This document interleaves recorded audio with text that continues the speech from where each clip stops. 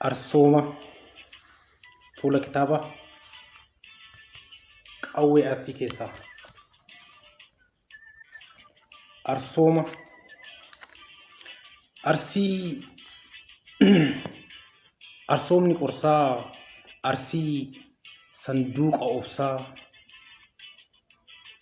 arsii tuttuqaa didduu arsii tuttuqan idduu duree qarooma duraa arsee waraana shuraa warra diina rarraasu gaafa lolaaf kutate warra biidhaa wal baasu gaafa waliif murate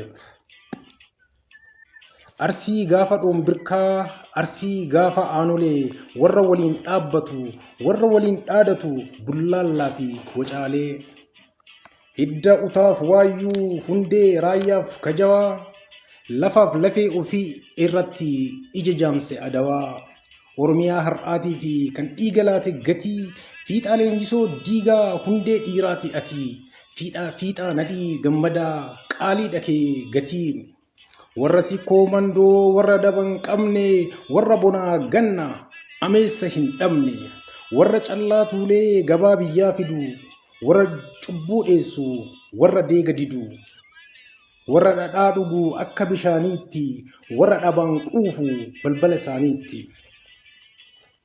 jabinni kee gaara qabeenyi kee marga hayyuun kee dubbatee dhuka dubbii arga arsii arsoomni qorsaa arsii sanduuqa obsaa manni kee finiinaaf micciirraa hin dhabu humni kee sibiila micciiran hin cabu ilmaan kee kan kinniisaa diinaaf hin sarmanii garaa fi karaa kee laaftutti hin arganii gadaan kee gaaddisaa kan goduu wal gahu aadaan kee hadiisaa kan hunduu dhagahu arjummaa namummaa gootummaan arsiidha dabaree siif qoode mootichi arshiidha lafti kee baankiidha kabirrii magarsu biyyeen kee dhaltiidha kan namaaf dabarsu quufa dhangalaasaa alaa fi manni kee qeen kee qananii jaalala namni kee rakkoo fi rakkinni qoqqobaa kee hin dhufu namni si qabate gatantareen kufu callaa tuulee galchaa lafa kee qotatee ofiif maatii bulchaa siin horii horatee horee biyyaaf darbaa siin horii godhatee arsii jiraatanii rakkoo faarsuun fafaa midhaan kee si quubsee sirraa lafatti hafaa siif hanqateen beeku sooranni siif malu aragaayyuu sooraa callaan sirraa galu siidaa rakkoo diigdaa qananii margitaa rakkoo namaa beektaa rakkataa argitaa rakkoo nama hiiktaa rakkataaf darbitaa fala malee silaa falfalatuun beektu cubbuu ufiif diddaa karaa cubbuun deemtu kufaa namaaf hawwuun tasasiin dhalanne kufa kaasuu malee kuffisuun baranne harki kee hiixatee kufa kaasaa namni kee ofatee du'a baasa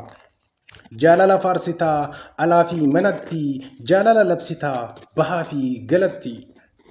Oromiyaan miidhamu bobaatee jalatti ormiyyuun miidhamu bobaatee jalatti kanaaf arjooma kee firaa diinni baree kanaaf arjoomni kee ilmaanitti taree kanaaf ulfinni kee abbaa torba gahee kanaaf qabeenyi kee marga lafaa tahee arsoomni ofiif gahee ormaayyuu dhaqqabu arsiin ofiif gahee ormaayyuu dhaqqabu dhaba dhabe malee waan dhabeeyyuun qabu arsii laafaa jabaa dugda ofiitti baatu arsii bishaan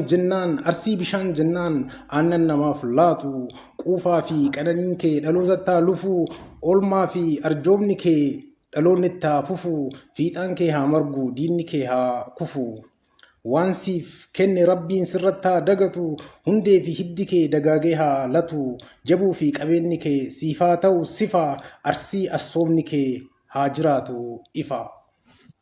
ulfaadhaa fuula kitaaba qawwee artii keessaa Amaan Yafaroo.